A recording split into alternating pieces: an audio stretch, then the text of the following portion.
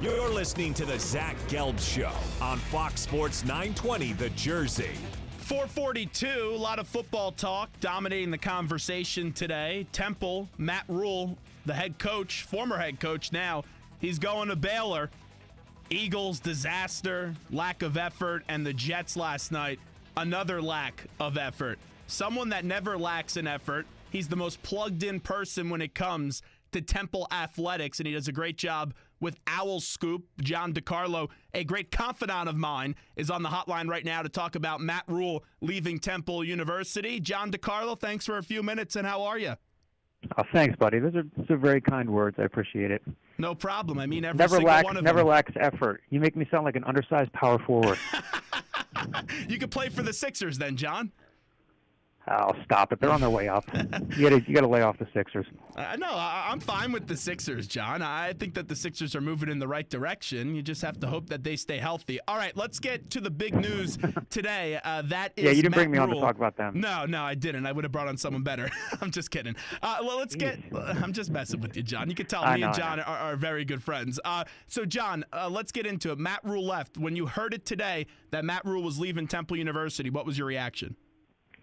I was surprised. I had a lot of different thoughts about it. I thought that maybe I should have seen this coming. You know, yesterday we were kind of looking into some leads, just some stuff we were hearing about him being involved with the Oregon job, and now it's coming out that he, reportedly, turned them down. But if you think of it, at first people think, okay, Baylor, why would you go there? It's a hot mess. It's a dumpster fire. But when you think about it, a lot of that has been cleared out. And to be sure, he has a lot to clean up down there, a lot of bridges to kind of mend and rebuild. But, the reason I thought to myself I should have seen this coming is Mack Rhoades is the AD at Baylor now. Mack Rhoades was the AD at Missouri who offered him $4 million and then $4.5 million, and Matt turned him down and was able to parlay it into a raise at Temple. And but the two have a lot of mutual respect for each other, and I guess it makes sense in that regard. And the program has great tradition. It has nowhere to go but up. And if Matt can turn it around there, you and I both know that he has a goal of coaching in the NFL at some point. So Baylor is probably more of a gateway job to the NFL than Temple is. So, I'd be lying to you if I said I saw it coming.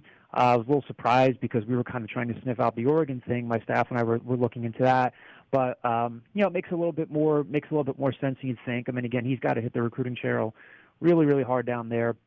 And, again, I haven't had the chance to talk to him, and but maybe he thinks it'll be easier to recruit in Texas, where they have a little bit of experience recruiting, not much, than it would be in the Pacific Northwest. So, again, there was some definite shock value to it. But, you knew it was coming at some point. I mean, if you're Matt, you don't hire Trace Armstrong as your agent if you are going to stay at Temple for the next 5 to 10 years. And I certainly don't mean that as any knock on Temple, but his agent is one of the mega agents out there. He represents Urban Meyer. He represents Brian Kelly. He represents James Franklin. So when you settle yourself on it as a reporter and you talk to some people and you say, okay, this makes a little bit more sense than I initially thought.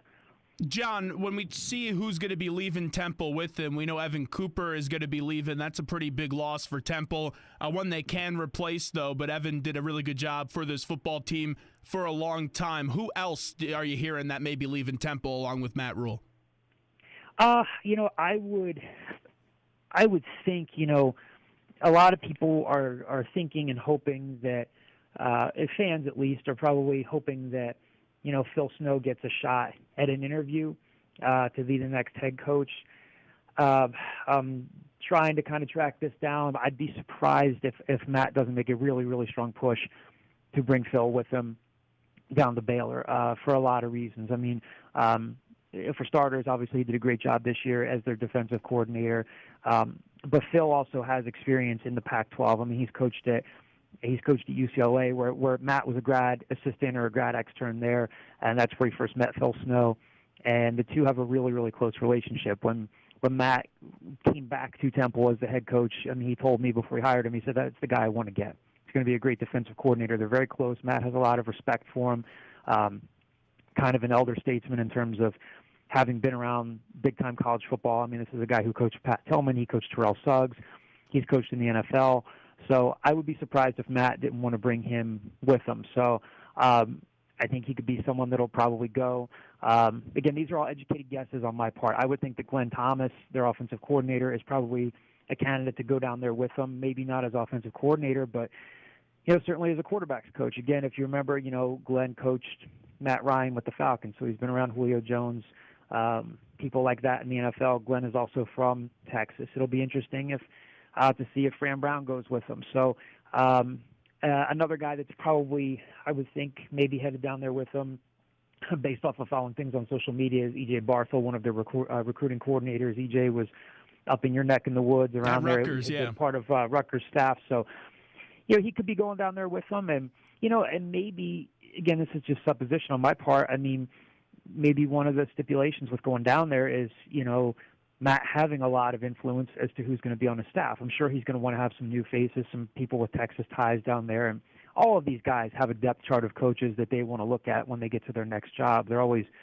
thinking of the next step. And so I would assume that, again, that a lot of these guys are going to be candidates to go with them. Elijah Robinson is going to be another name to watch for. A really, really super talented defensive line coach who was approached by a lot of schools last year. If I'm Temple, I'm really fighting hard to keep Fran Brown, to keep Elijah Robinson. These are guys who would probably be getting interest regardless of whether or not Matt was leaving. Like you said, Evan Cooper's headed down there with them. It looks like E.J. Barthel's headed down there with them. Those are the two definites. But I think it's ultimately going to be tough for Temple to keep Phil Snow unless you move really quickly on it and say, hey, Phil Snow, we want you to be our next head coach. But now tied to that is the fact that Temple's in a really interesting position because this coaching search is going to be unlike any other coaching search they've had in the past. They're going to have access to names that they probably didn't have access to 4 years ago and certainly, 10 years ago when Al Golden came in. So let's say if they don't go the Phil Snow route for the head coach, let's say they want to get an up-and-coming head coach, someone that's a little bit younger to come to Temple University. Who are those three names that, if you had to give me right now, give me three candidates that you could think, that'd be a nice fit here at Temple that are realistic as well? I think I would, names I think of, if I'm Temple, I really want to talk to Joe Moorhead, the offensive coordinator at Penn State. Joe would be a great fit because he really jump-started an offense that needed it at Penn State. Joe also has experience as a head coach at Fordham and was obviously a highly respected guy at Fordham, which is why he landed at Penn State. And incidentally enough, Joe Moorhead was chiefly responsible for arguably the lowest point of Matt Rhule's tenure at Temple when Fordham came to the Link a few years ago and beat them. So he's a great offensive mind. He's familiar with this area. He's a guy I would go after. I know I respect Mike Jensen a lot. He wrote a piece earlier today saying they should go after Charlie Strong. 5-6 years ago, any fan across America would say there's no way that Temple would have a shot at a guy like Charlie. Maybe they do now. He'd be an interesting name. He'd be somebody I would look into. And I'm intrigued. I retweeted it. I saw you put it out there. Kevin Ross from the Cardinal staff would be a really interesting candidate. I know Kevin was kind of somebody that Sean Chandler consulted during his recruitment before Sean ended up at Temple because of his Camden ties. So if you did choose to bring in a guy like Kevin Ross, you're talking about a guy who with Temple ties, with NFL experience, with experience in recruiting, and not just South Jersey, but just in inner cities. He's a name. If I had to go with three, I'm sure there are other names that'll pop up. They're going to get a lot of interest, whether it's solicited or unsolicited. I think it's going to be a really, really interesting coaching search. But those are three names that would stand out to me right now. John DiCarlo with us right now on the Zach Gelb Show from OwlScoop. Does a tremendous job covering the Temple football team. Matt Rhule out at Temple, going to Baylor, takes that head coaching job this morning. I talked to a lot of players today, and I also talked to a big former player that it was synonymous with Matt Rhule, and that was Tyler Medikevich. I put that up on my Twitter if anyone's interested in seeing what Tyler had to say. John, let me ask you, because this is like a hot debate topic. You have a lot of fans that understand it, some fans that are angry today. To me, I think you have to give a standing ovation to the job that Matt Rhule did at Temple. He gave something unlike the previous coach to this university, and then he's moving on to another job, so I can't really blame him for this decision. I'll ask you that, though. How do you remember the Matt Rhule era at Temple University? I mean, it would be hard to remember it in any way other than it being very successful and very genuine. I know that, you got to remember that, and you know this because you went to Temple and you're still living in the area. Temple fan base is still learning about big-time college football, and Matt just got it. He always got it every step of the way. If there were certain mile markers in their success, he always stopped along the way to acknowledge the people that helped do it before him. He talked about Al Golden. He would talk about Wayne Harden and all those people. And I know that some people I've seen on Twitter, with social media being what it is, people are taking that quote that he had last year and saying, I'm not going to sell my soul for $4 million or whatever it was. And yeah, he said that, but it's a business. This is a business, and the guy stuck around for 4 years. I mean, he turned down $4 million and then $4.5 million from Missouri, from his new boss, to stay at Temple. And that didn't happen before. I mean, the guy did what no other Temple coach since 1967 and what no other Temple coach in the modern era has been able to do, which was win your conference championship. He beat Penn State. The atmosphere around this program, around this city last year for the Notre Dame game was remarkable. I mean, nobody would have ever thought that would have been possible. Again, I mean, it bears repeating, 10, 11 years ago, this program was almost dropped, and he was a big signature piece of what helped get everything turned around, not just as the head coach, but a guy that was one of the architects of it with Al Golden. So, I mean, the guy really put 9 years in here, or close to 10 years in at Temple. Guys don't typically stay around that long unless they're in a Power 5 job. So I don't know how else you could remember this era other than with, great success and fond memories. I mean, they certainly had, they didn't end last season the way they wanted to. They lost the conference championship. They lost the bowl game. But with what he was able to do with recruiting evaluation, with getting guys to the NFL, I think once you're a fan, even if you're a little ticked off today and you're bitter, which is obviously completely normal, I think when people kind of dust things off, they'll say, wow, this really stinks. But he elevated Temple football to a level that it had really never been to before. John, I got one more minute left, so let me ask you this real quickly. Confidence in Dr. Pat Kraft, where is it? Because you're right, this is an intriguing coaching search now. I asked him that earlier today in his press conference. I said, obviously you're going to have a team of people around you, but, this is a really, really big decision. Who do you lean on? Who do you consult in this process? Because, Pat was a walk-on at Indiana. He understands how the game was played. He spent some time in the Big Ten. He was not an athletic director in the Big Ten, but I think Pat has been good in engaging fans, in engaging all the outside constituencies that are involved with being an athletic director. He is a young guy. This will be a big test for him. There's no question about it. Am I confident in him? Yeah, I think Pat's done a pretty good job.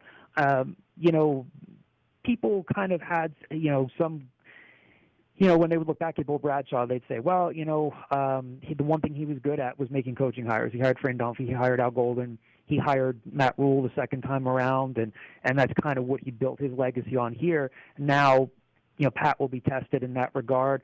I think it's going to be, like I said, a completely different animal for him because I think he will get a lot more unsolicited interest, than previous ADs did. But, I think he'll make a good decision. I do, but it's going to be really, really interesting to follow just because of where Matt has left the program. But it's certainly going to be a big test for him. Well, we'll be following it, OwlScoop_com on Twitter. That's where you can follow John DiCarlo and his great staff at OwlScoop. John, appreciate it as always.